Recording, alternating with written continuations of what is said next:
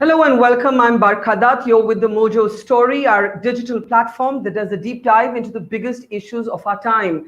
The world continues to watch with horror the spiraling situation in Afghanistan. But for India and for much of the region, the main threat, the real danger, may not be in Afghanistan, but with an emboldened Pakistan. Let's bring up our big story today is we ask when the Americans will consider a disruption in their Pakistan policy. The withdrawal from Afghanistan is all very well. Will we see a pullback of any significant nature from the patronage of Pakistan? That's our big story on the program today.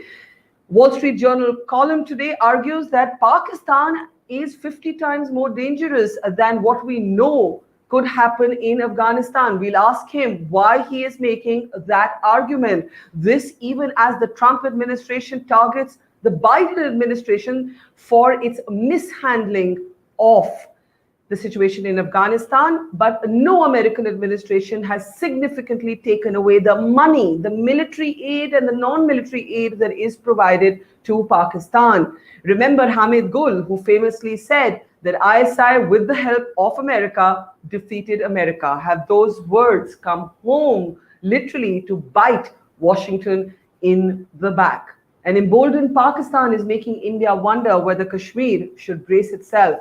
But a dangerous South Asia is a danger for almost the entire globe, which is why more countries than India need to care about it. To look at America's Pakistan policy in the aftermath of the spiraling crisis in Afghanistan, let's bring up our guests, our panel of experts today. We're joined by Ambassador Dilip Sinha, who has, of course, spent a lot of time looking at Pakistan and Afghanistan, a veteran diplomat.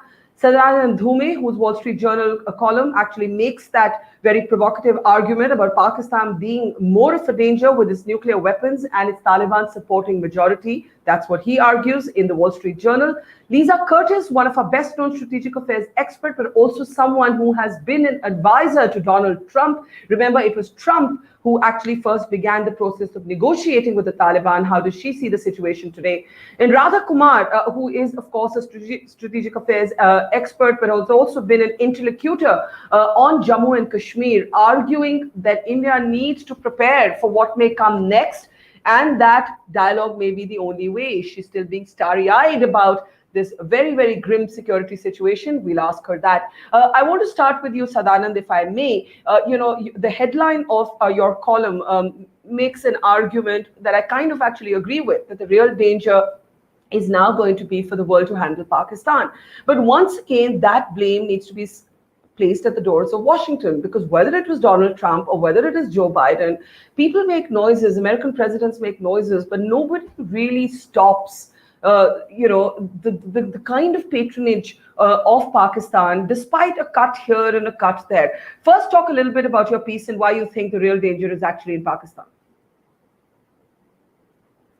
Go ahead. Thanks, Barkha. Just one clarification. I don't say or claim that the majority of Pakistanis support the Taliban. I do say that there is significant support for the Taliban in Pakistan, and especially in the Pakistan army. We saw retired Pakistani generals tweeting about how happy they were. We saw Imran Khan himself talk about the Afghans, in his words, breaking the shackles of slavery. And I think it's fair to say that if there's one capital where a significant number of people were elated by this outcome, it was Islamabad. But that is not the same as suggesting that most Pakistanis support this. Fair enough. But you did estimate that there would be a wide support for the emergence of the Taliban. There's certainly greater support for this outcome in Pakistan than I can imagine, frankly, in any other country. I don't know whether it's a majority or a minority, but that's just a sort of small technical. But could you speak to your headline, which says, what is 50 times more dangerous than Afghanistan? We'll bring up that headline in a moment from now. There it is. What's 50 times more dangerous than Afghanistan? Sadanand, go ahead.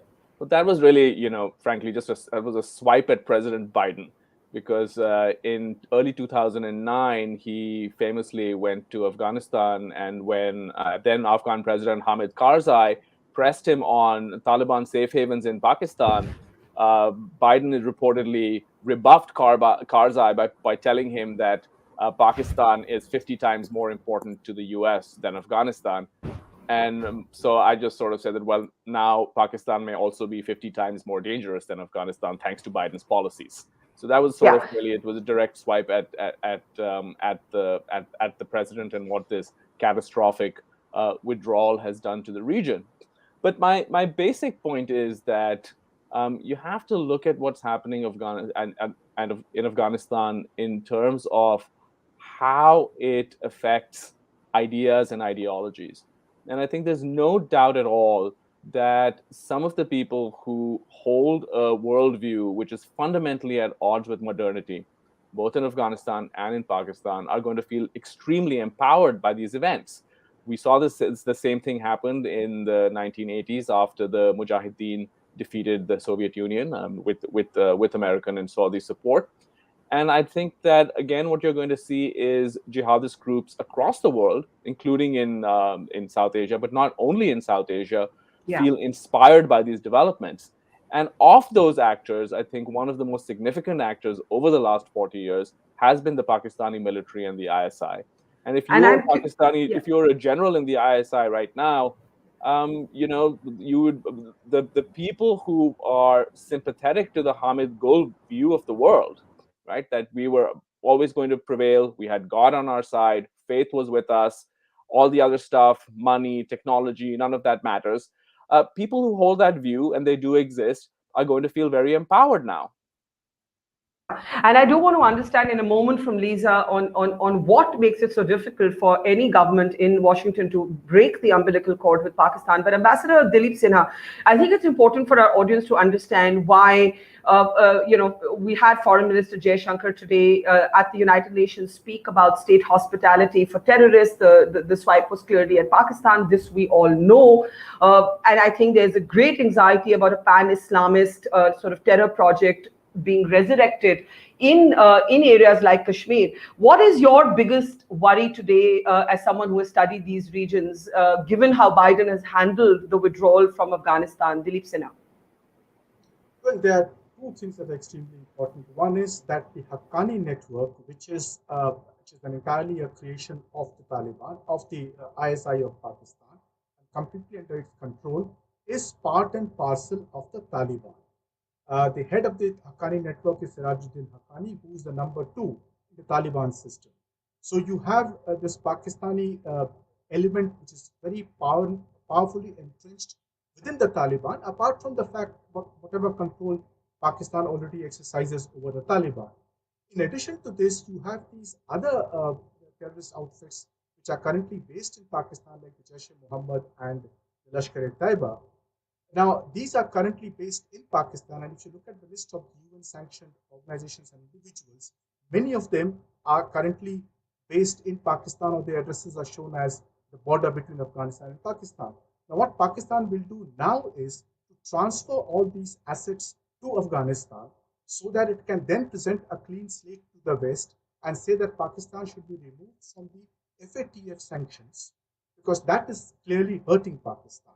So the only way to do that for them is to clear their own backyard of all these organizations and say, you all at least formally move into Afghanistan and carry out your operations from there. So these two dangers are extremely strong for us.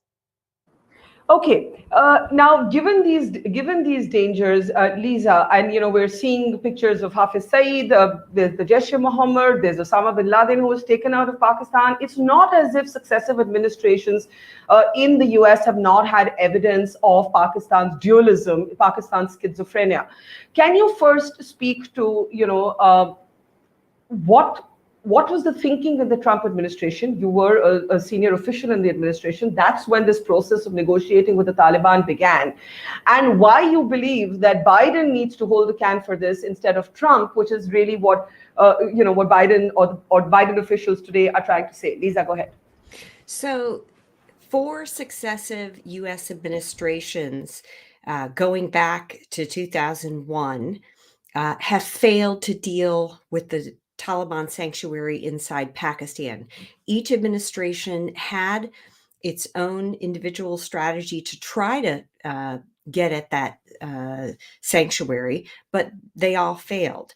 The Trump administration did finally cut the massive U.S. military assistance that had been going to Pakistan before January 2018, when Trump cut military assistance to Pakistan, the Pakistanis were receiving close to $1 billion a year in coalition support funds. So I think it should be noted that President Trump was the first president to cut off that military assistance to Pakistan. Now, unfortunately, that did not change Pakistani behavior toward the Taliban, but at least we can say that no longer was U.S. taxpayer money funding a military that was supporting our enemies who were killing U.S. soldiers in Afghanistan.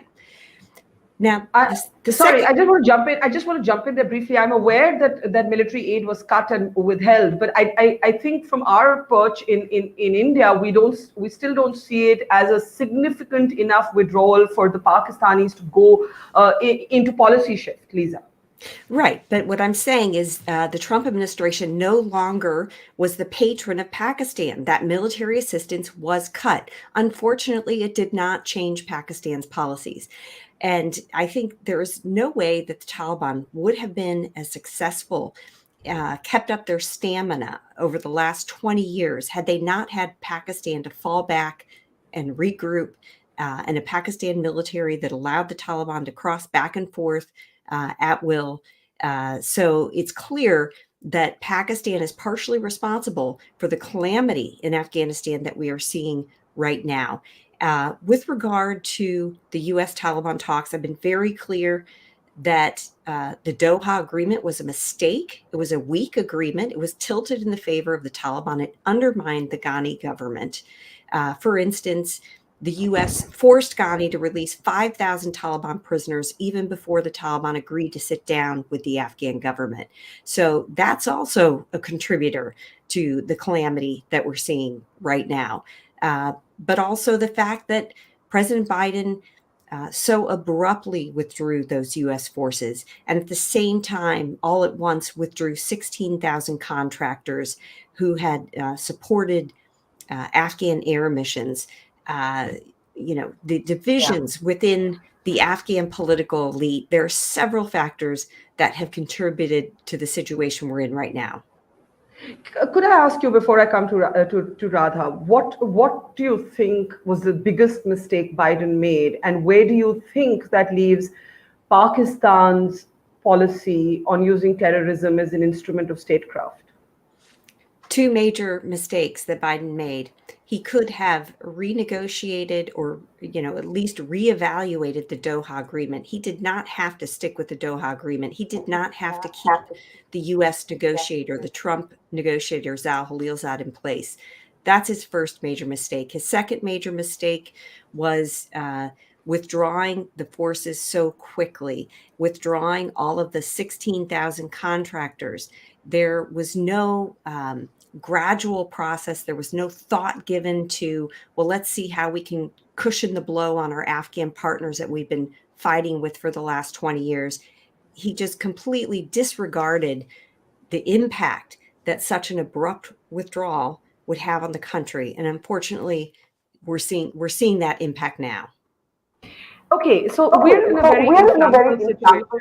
Radha, do you want to pick that up? You've been arguing, Radha Kumar, that this is time to open some sort of dialogue process in Kashmir. The counter argument to it would be that we're going to actually be looking at a spike in terrorism, and no amount of dialogue, no amount of softness from the Indian state is going to make any difference in the face of an emboldened Pakistan.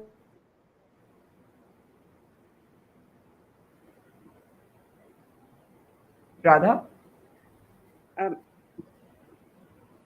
Yes, I'm sorry. I got a very garbled sound when you were speaking.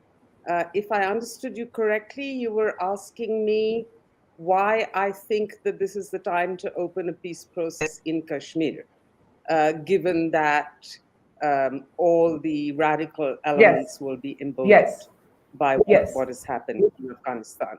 Well, actually, I mean, that's precisely the reason why. At the moment, we have a situation in Kashmir where there is hardly any political dialogue at all. And there is an overall resentment from different sections of society all coalescing around the kind of political silence there has been since August 2019, when the state was divided and demoted and its special status was removed.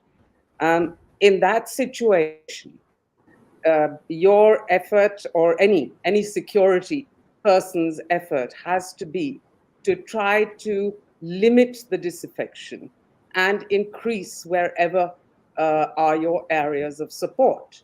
And a peace process is essential for that. That will help you strengthen your position in the valley. As you are quite well aware, over the past several years, there have been not only attacks from the front, but also from the rear. That is the kind of thing that you always want to avoid. If you are a security personnel, you certainly do not want attacks from the rear when you are trying to man, say, the line of control or the international border, or other insurgency and counterinsurgency fault lines. So to me, this seems to be an entirely logical argument. Okay, let me bring in Sadanand here. Sadanand, you heard what Lisa said as a former Trump administration official, and I think there's no doubt that, I mean, I was looking at Donald Trump's statement about you pull out the civilians first and then you pull out the military, and actually that seems commonsensical and it hasn't happened. But I think the larger question is, will there be a shift in Pakistan policy? Even after this, will there be a shift in Pakistan policy? The conventional argument used to be that the Americans needed the transit routes through Pakistan. As long as you were in Afghanistan, you had to sort of soft handle Pakistan. Do you think that there's going to be any shift? Is there any change of thinking from Trump to Biden? I think there will be a difference. I think it's certainly true that the U.S. is no longer going to be dependent the way it was when it had large numbers of ground troops in Afghanistan. But I don't think you're going to see a particularly you're going to see pressure being increased. I think that ship has sailed. I think the U.S. is in a period of retrenchment. It's in a period of domestic focus. I'll draw your attention to an excellent report that Lisa had led when she was at the Hudson Institute at the Heritage Foundation before going into government, and that report had in fact suggested many kind of like an escalating series of measures that could be used to pressure the Pakistani government to do more. Essentially, more sticks and instead of just carrots. And I think that was never. Do you think that Trump did that? I mean, you heard what Lisa said. Do you think Trump did that? I think he was good on the rhetoric at times with his tweets. I think I take Lisa's point that he cut the CSF funds, the military funds. But by the time Trump came around, I think there was already tremendous fatigue. There was a sense among his voters that it's time to get out. And so really the time when was to do this right was probably when there were many more U.S. troops in Afghanistan, when there was much more focus, I would say, during the Obama years. By the time Trump came in, it was already, the writing was on the wall, in my view. But either way, I think it's sort of something that historians are going to look back on. How did 4 successive U.S. presidents know exactly what the problem was, but they were still unable to address it? And going forward, I think the implications are that if I were, if I'm in the Pakistani position right now, if I'm sitting in, ISI headquarters in Apara, I mean, they would probably do exactly what Ambassador Sinha pointed out: use Afghanistan the way they used it in the period between 1996 and 2001. Which is one as a place to train a whole set of jihadist groups, now mostly India focused, LET and others, but not only India focused.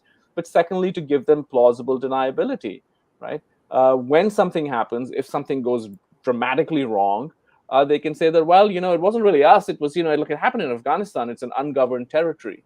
The one big difference is that in the late 90s, Pakistan didn't really have a domestic terrorism problem.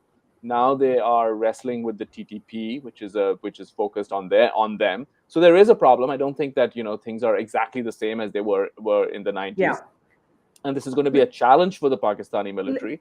But Let me fundamentally, I think the jihadist groups in the region have been strengthened by this development. and I agree with that. And Ambassador Sinha, my question to you is this: I'm hoping you can hear me, and we've got the technical sort of glitch sorted out. What would Delhi expect from Washington at this point? Because one of the things that's happened after Afghanistan is the kind of dismantling, I would argue, of the West as the great fount of sort of strategic thinking.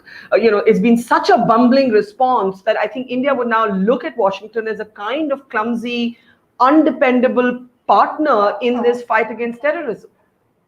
Well, it's not only India. I think the rest of the world also is looking at the US as a bumbling superpower that doesn't know what it is doing. Now, the expectations of the US right now, both in India and other countries in the region, is that they do not disengage, one, from the region itself, and more importantly, from Afghanistan. Because while countries like India, etc., can take care of their national interests broadly, it is the people of Afghanistan who have been completely abandoned. They don't believe that the Taliban have turned a new leaf. They are fleeing from Kabul, and the Taliban are only stopping the Afghans from getting to the airport. So they are paying the highest price for this.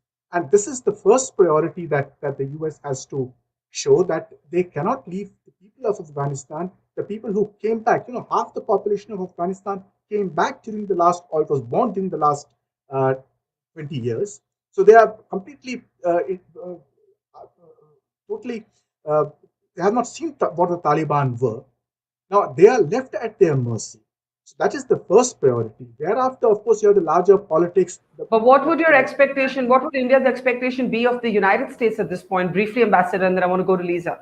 Well, as I exactly said, first is Afghanistan itself. The people of Afghanistan need to be helped, and the Taliban need to be controlled. Pressure has to be put upon the Taliban to treat the people of Afghanistan properly, respect human rights, and then, of course, with regard to Pakistan, to ensure that Pakistan also puts its pressure, Pakistan and Qatar, because Qatar also has a lot of influence upon the Taliban. So it's these two countries that need to be used by the US to ensure that the Taliban at least behaves has a modicum of civility in its administration. Yeah, but I don't know what civility you can expect from terror groups. Lisa Curtis, my question to you is this: if you were still in administration, if you were advising the Biden administration, what would you have done differently that hasn't happened? You've spoken about renegotiating the Doha Agreement, and I take that point. But to Sadanand's point that 4 successive American presidents have known the problem and refused to tackle it, you'd say what? So you want me to go back in time and what I would have advised? No, what you would have done immediately if you were in the Biden administration, not historically. Right now. Well, of course, first, the priority is getting U.S. citizens and all those Afghans that helped the United States over the last 20 years. We should be doing a massive airlift, getting as many Afghans out as possible, as safely as possible, whatever resources, whatever time that takes. The Biden administration should be committed to that. It's our moral responsibility. Second, we do have to prevent a humanitarian crisis in this country. We have to make sure that assistance can get to those Afghans in need. It's not an ideal situation. We would probably have to coordinate with some of the Taliban elements on the ground. That doesn't mean we're recognizing them in the diplomatic sense. It's just that we recognize that the priority needs to be helping the Afghan civilian population. Third, I would delay any official recognition of the Taliban. I would condition that on the human rights issue, respect for women's rights. I wouldn't take them at face value. They've been saying all the right things, but I would wait and see their actions on the ground. And this goes for the terrorism issue. Look, we've just seen jails emptied. So we have Al-Qaeda, ISIS, all other kinds of terrorists roaming around freely. So we know that there's going to be a major terrorist problem emanating from this country. So we need to see whether the Taliban, what it's going to do about that. And frankly, the signs are not good. The Taliban is still linked to Al-Qaeda. They still have close relationship. As much as the U.S. tried to sever those ties, the U.S. was not successful. The Taliban never made a commitment to break those relations or to eject Al-Qaeda from Afghanistan. So I'm sorry to say, We're in a kind of a situation that we were in the 1990s. So we're going to have to find other ways. We're going to have to work with regional partners like India. This would be my argument.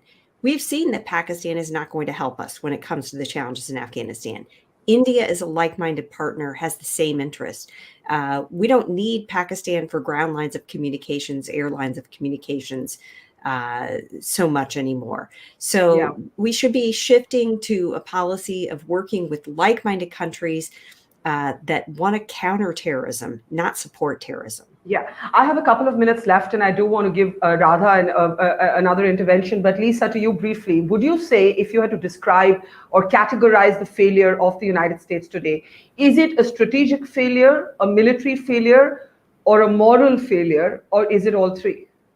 It's a national failure, and it's a failure to develop a coherent strategy that relies on all of the U.S. tools of power, diplomatic, military, everything. And I think one of the major problems is that the military saw a military solution and pursued that. The diplomats put everything into the diplomatic and peace talks, and you never had the two sides coming together for a very coherent strategy. And we kept changing strategy. Every 1 to 2 years, there was a different Afghan strategy. I think that was the problem. I think we needed to have a consistent, coherent approach over time and allow that to play out. And I think And as an writing American, books about this for a long today, time. do you feel angry or embarrassed? I'm sorry? As an American today, do you feel more angry or more embarrassed or almost responsible? I don't know. What's the adjective you'd pick? Well, I feel angry. I feel I did my best. One's counsel and advice doesn't always carry the day, and that's something I have to live with. But look, I think that, I'm looking forward how we can save Afghan lives and how we can continue our engagement. We cannot abandon Afghanistan like we did in 1989, 1990. That should not be an option. So my focus will be on maintaining engagement, not abandoning the country, even though we're clearly not going to have U.S. troops on the ground moving forward. Okay, let me just get quick reactions, closing comments. Radha, I'm sorry, you haven't had much say, so let me start with you. Some would say that if it's back to the 90s, as I think all of us seem to think it is, you're being romantic about still talking about a peace process within Kashmir. We're going to go back to those years when we saw what the Taliban calls fighters, we call terrorists coming into Kashmir. There's that graveyard in Srinagar that's just for foreign terrorists. Maybe it'll see activity again. What peace talks are you going to do with these guys? I mean, we saw what talks with Taliban led us to. What would you say, Radha? I'd say several things. First of all, you had a peace process for about 7 or 8 years, from 2002 to about 2008. And you saw the dividends that reaped. First of all, simply in a fall in casualties from over 4,000 to below 50. That's a huge gain. You also saw the opening of a series of different channels and tracks of communication, including with Pakistan. You had a multi-track process, and you even saw some of the dissident groups willing to enter a political process. So those were all major gains that were unfortunately halted, partly at the insistence of Pakistan. Now, the second question on that is, at the moment, actually, very few people are suggesting a multi-pronged peace process of the sort that there was then, partly because it is not at all clear what kind of track India and Pakistan can build, especially given what has happened in Afghanistan now. And partly because you don't have organized dissident groups with, let us say, non-militant wings anymore. So it's going to be very difficult to find those kinds of interlocutors. But what you do have is political interlocutors from previous elected electoral political parties. And there is a real desire for elections. That is something you can do. Statehood is something you can do. It's a beginning. You have to try to do whatever you can. As I tried to say earlier, we have, yesterday, we have seen the worst case scenarios. We know what the worst case scenarios are.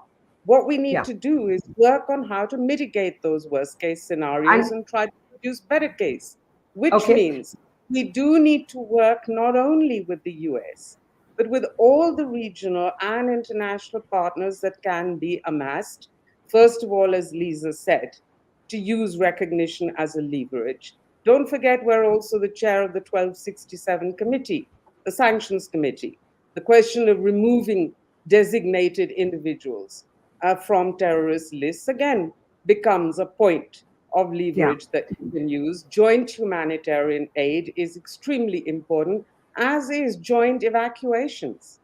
This business of each country on its own somehow trying to deal with the US on one side and the Taliban on the other, it would be a lot better if there was coordination on all of those fronts. Okay, I don't disagree with anything you've said. I just, maybe the cynic in me, I just don't see it happening. Sorry, Radha, I'm going to cut you short there. I've got a minute left on the show. So 30 seconds to Ambassador and Sadanand. Ambassador Sinha, do you agree with Lisa that the least that can happen right now is for the world to not give this Taliban regime recognition? And my fear is, if you look at the three functional embassies in Kabul right now, Pakistan, China, and Russia, it will, and of course, there's countries like Qatar that have always opened offices for the Taliban. Other countries will follow. The world will not be able to keep the pressure up for long. Your quick last thoughts. I've literally got a minute left. Ambassador Sinha. We have to keep pressure on the Taliban government. If the international community believes that democracy is a way forward in any country for having internal peace, then we should insist upon elections being held at some point in time, and not very in the distant future, to enable the people of Afghanistan to choose the government that rules over them. Okay, Sadanand, do you see any of these principled things happening? Look, I think it's a period of flux. It remains to be seen how the Taliban behaves. Will Taliban 2.0 be substantially different? Like you, I'm skeptical. I think that the ideology runs deep, and I think that we have seen in many previous cases where groups like this claim power. They'll say whatever they need to say to take power, and then they'll say whatever they need to say in the beginning to consolidate power. So we have to see. But I just want to quickly sort of, end on by agreeing with Radha's point. I mean, I'm not an expert on Kashmir either, like her or you, but I don't see any contradiction between being realistic about the pressures and threats that come from terrorists, and also recognizing that the best way to deal with that, or one important way to deal with that, is to have a domestic population that is engaged with the political process. And one of the things I found disturbing in a lot of the social media sort of discourse in India after the fall of Kabul is that people seem to think that suppressing political voices in Kashmir is somehow a great thing to do. And I just think that those are two different things. You can be tough on terrorism, you can be tough on jihadist groups, but you can do that while taking your own people and your own citizens along, whether it's in Kashmir or it's in other places. But I think the one thing we do all agree with is that we are going to see a return to the it never actually ended. We are going to see increased terror activity by those jihadist groups, and therefore I think for India the priority will be not so much or not only what the Americans do in Afghanistan, but really what they do in Pakistan. And with the Americans out of Afghanistan militarily, that excuse has gone. About needing to sort of carry Pakistan along, and it will be very, very important to see what happens next in terms of Washington's Pakistan policy. Lisa Curtis, Sadanand, Dhume, Radha, Kumar, and Ambassador Dilip Sinha. Thank you to our audience. We will see you tomorrow, same time, same place. Thank you for watching. Goodbye. It's great to see you here. Thank you for watching our work. If you haven't subscribed yet, don't forget to click the bell icon and subscribe to Mojo Story and support independent, robust journalism.